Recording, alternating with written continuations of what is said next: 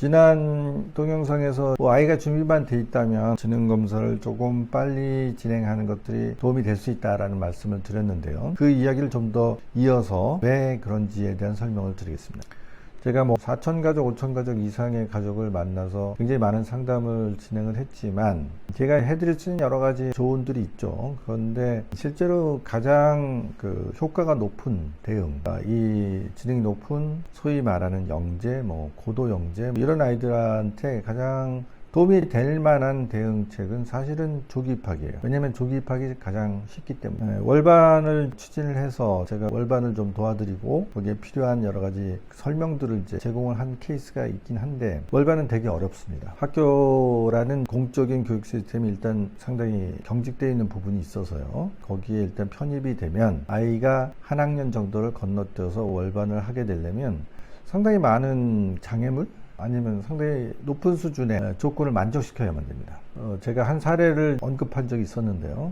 그 학년에서의 학업 성취도가 99, 98%, 그러니까 말하자면 100명 중에 1등, 2등 정도 해야 된다. 이런 것이고요. 그 다음에 목표 학년에 95% 이상을 할 수 있을 것이다. 이렇게 예측할 수 있는. 근데 이제 초등학교 같은 경우도 이미 여러 가지 면에서 학업 성취도를 평가할 수 있는 기준이 쉽지는 않습니다. 그리고 전국 대회 규모의 차원에서 상을 받았다든가 그런 것들이 한두 가지는 있어야 되고요. 두 가지 이상의 지능검사에서 상당히 높은 수준, 대략 140, 0.4% 이상으로 평가되었다는 자료 이런 것도 필요하고, 그리고 사실은 결정적인 건 교사의 추천인 담임교사가 굉장히 우호적으로 아이에 대해서 적극적으로 추천을 해야만 되겠죠. 그리고 학운위, 학교 운영위원회에서 또 심의를 거쳐야 됩니다. 실질적으로 학운위에서의 결정은 이제 담임이 얼마나 강력하게 이걸 추진하느냐 이런 영향을 받겠죠.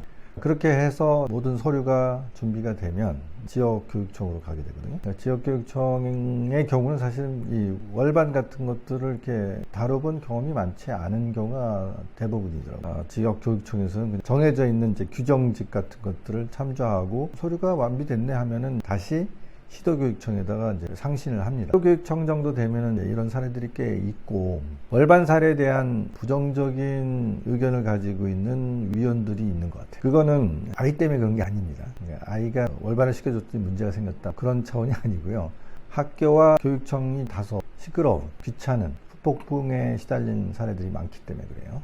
학교 같은 경우에는 우리 아이도 시켜주세요. 누군가가 월반이 되면 지금 말씀드린 것처럼 행정적인 절차가 상당히 복잡하기 때문에 이게 상당한 부담이 됩니다. 담임 선생 입장에서는 못 모르고 시작할 수 있는데 한 번쯤 경험하고 나면 이거를 한번 해보려고 이렇게 애를 써야 돼? 이런 부담감이 있는 거죠. 첫 번째는 월반을 1년밖에 안 시켜주거든요. 어떤 아이들은 3년, 4년 정도의 갭이 있기 때문에 2학년에서 한 5학년쯤 아니면 6학년에 간다 하더라도 사실은 학업을 진행하는 데 큰 문제가 없을 수 있는데 교육계와 이제 학교 교사들은 상당히 보수적이기 때문에 그렇게 2년, 3년, 4년을 월반시켜주는 경우는 없습니다. 대개 1년 정도만 월반을 시켜주죠. 1년 정도 월반을 시켜줘도 효과는 있습니다. 아이에게는 효과가 있는데 교사들한테는 이런 것들이 상당히 부담스럽게 작용하는 사례들이 있는 거예요. 월반이 된 아이를 담당해야 되는 담임 입장에서는 이 아이가 부담스럽게 느껴질 수도 있고요. 그리고 아이가 교실에서 같이 공부하는 한 살 많은 아이들도 이 아이를 불편하게 여길 수도 있고요. 그렇게 되면 당연히 학부모들이 이제 학교에 여러 가지 불평이나 아니면 불편함을 호소하는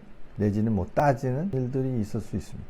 자, 그렇기 때문에 한번 경험을 가진 학교, 경험을 가진 교사, 그런 분들은 월반에 대해서 부정적인 태도를 갖는 경우가 있습니다. 그래서 시도교육청에 올라와 있는 사람들에게는 이제 그런 경험들이 다소 있는 경우가 있기 때문에 부정적이에요. 그래서 시도교육청은 훨씬 지역교육청보다는 월반에 대해서 내켜하지 않는 경우예요. 그러다 보니까 시도교육청에서 다른 요구를 하더라고요. 1년의 관찰기간을 거쳐야만 된다.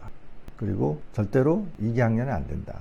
우리나라 교육제도 안에서의 어떤 시행령이나 법으로 강제된 부분이 아니라 시도교육청이 갖고 있는 일종의 가이드라인인 것 같습니다. 2학년, 3학년 안 된다. 그리고 2번도 안 된다. 이 아이는 3년, 4년 정도의 월반이 필요한 아이니까 2학년에서 4학년으로 갔고 4학년에서 6학년으로 가고 이렇게 2번 정도 해도 될 것 같아요. 허용을 하지 않더라고요. 조기 졸업은 허용하는 경향이 있어요. 왜냐하면 학생이 학교를 떠나버리니까 중학교로 가서 이제 중학교의 문제가 되는 거죠. 중학교 쪽에서 공을 받는 입장이기 되기 때문에 그럴 수 있지만 같은 학교에서 한 아이가 2번의 월반을 하는 것도 하나의 이야기거리가 되고 그 이야기거리가 와글와글 진행되다 보면 시끄러운 잡음이 될 것 같다는 두려움이 있어서 그런지 한 번밖에 허용하지 않는다. 1년밖에 안 된다. 그리고 1년의 관찰 기간을 반드시 두어야만 허용해 줄 수 있다. 그렇게 이제 반응을 하더라고요. 자, 이렇게 월반은 되게 어렵습니다. 근데 월반을 한 학생의 경우 상당한 효과를 본 건 사실이에요. 매우 지루한 수업으로부터 자유로워지고요. 그리고 자기가 원하는 보다 높은 수준의 어떤 지적 활동을 받을 수 있는, 말하자면 이제 일종의 군대에서 뭐 열애하는 뭐 그런 것 같은 혜택을 누려가지고 학교 생활 상당히 즐겁게 잘했던 그런 사례가 있는데, 그럼에도 불구하고 월반 자체는 학교나 교육관청에서 상당히 보수적이기 때문에 쉽지는 않습니다. 그에 비해서 조기 입학은 되게 쉽습니다. 옛날에 이제 동사무소라고 그랬죠. 지역 주민센터에 가가지고 신청서 한 장 쓰면 조기 졸업은 무난히 진행이 됩니다. 취약 통지서를 보내주세요. 이렇게 신청서가 있습니다. 그걸 하게 되면 1년, 뭐 경우에 따라서는 2년도 별 무리 없이 받아들여지는 거로 제가 듣고 있습니다. 그러니까 올해 뭐 이제 14년생이 입학했나요?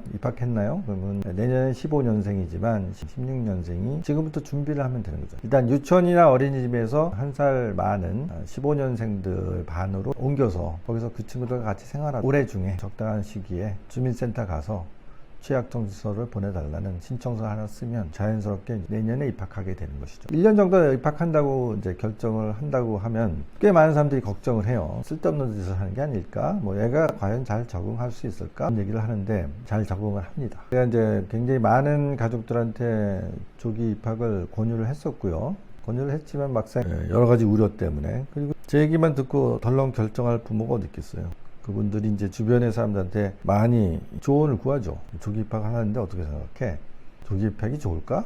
그러면 주변 사람들의 10이면 8, 9명은 아니면 거의 뭐 10명 다 부정적입니다. 뭐 그 아이가 그렇게 똑똑해요? 뭐부터 시작해서. 그리고 이제 흔히 듣게 되는 얘기, 아니 애가 뭐 공부도 공부지만 뭐 사회성이 중요한 거 아니겠어? 뭐 그런 얘기를 한다는 거죠. 근데 실제적으로 이제 제 조언을 듣고 조기 입학을 결정을 해서 생활하는 많은 이제 가족들의 피드백이 좀 늦게 오더라고요. 3, 4년 지나서 4학년, 5학년쯤 돼서 왜 선생님이 그렇게 조기 입학을 강조했는지 이제 알겠어요. 그만큼 이제 아이의 발달 속도가 빠르기 때문에 한 학년 더 위의 아이들과 생활하는 것들이 훨씬 도움이 됐다는 것입니다. 그리고 많은 문제점들을 예방하거나 완화하는 효과가 있었다는 거죠. 반대로 결정을 못하고 결국 제 나이에 입학했던 아이들 부모들한테서 제가 피드백을 받습니다. 똑같은 얘기. 한 4학년, 5학년 됐더니 왜 선생님이 그걸 그렇게 강조했는지 이제야 알겠어요. 그때 안 한 게 좀 후회스럽네요.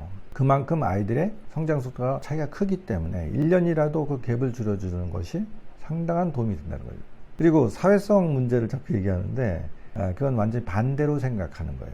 이 아이들은 지적 발달은 상당히 빠르고 상대적으로 신체적 발달은 뭐 그렇게 빠르지 않죠. 그러니까 어리게 보이는 건 맞습니다. 하지만 지적 발달이 빠른 아이들은 결코 자기보다 신체적인 나이가 많은 아이들하고 생활하는데 문제점이 없습니다. 아이들이 신체적 특징이 어려 보이면 무시당하고 압도당할 것 같이 생각하지만 그렇지 않습니다. 같은 학년에 입학한 아이들이라도 신체적 발달도 상당한 차이가 있어요. 머리가 한 2개 정도 차이가 나고요. 그리고 하는 행동이나 말하는 뻔세나 눈빛이나 태도나 천냥지차가 납니다. 아주 성숙한 아이부터 어린아이까지 섞여 있기 때문에 아이들이 초등학교 교실에서 생활하다 보면 그런 실질적인 신체적인 차이는 그렇게 크게 작동하지 않습니다. 정신적인 연령이 더 중요합니다. 그리고 정신적인 연령과 신체적인 연령 말고 우리가 정서성, 감정을 통제하는 능력, 사회적 코드를 읽어내고 거기에 맞게 처신하는 능력, 이런 것들은 같이 있는 집단의 영향을 받아요. 그러니까 한 살이라도 많은 아이들하고 섞이게 되면 그런 부분들은 빨리 발달하게 되어 있습니다. 정신적 발달이 빠르더라도 주변의 아이들이 아직은 어린 상태고 유치한 상태에 머물러 있으면 그런 것을 따라할 수밖에 없는 그런 환경에 놓이게 됩니다. 근데 한 살이라도 나이가 많은 아이들은 어린 학년에서는 상당한 큰 차이가 있기 때문에 아이들이 그런 것들을 금방 흡수해서 정서적인 면, 감정 통제적인 면, 사회적 처신을 잘하는 면 훨씬 빨리 배우게 되어 있습니다. 빨리 발달시키게 되어 있고 오히려 다른 아이들을 리드할 수도 있어요. 그래서 조기 입학한 아이들 중에 오히려 고학년이 됐을 때 회장, 부회장, 어떤 대표로 나서서 리더십을 발휘하는 경우가 오히려 더 많습니다. 그렇기 때문에 리더십이 걱정이 돼요. 뭐 사회성이 걱정이 돼요. 이런 것들은 완전히 잘못 생각하는 쪽입니다. 적극적으로 더 하셔야 돼요. 자, 이 얘기는 워낙 제 주장에 반하는 고정관념을 가진 분들이 너무 많기 때문에 이 동영상에 올라가면 아마 무수히 많은 의구심, 반론, 내지는 반격 이런 게 있을 수 있다고 봐요.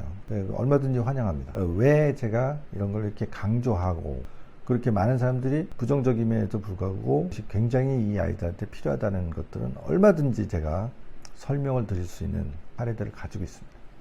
그리고 우리 집 아이가 바로 그 연령인데 진짜 결정하기 어렵네요 하는 분들은 적극적으로 상담 신청을 하셔서 그 부분에서 집중적으로 얘기를 들으시고 판단을 하시면 도움이 될 것 같습니다.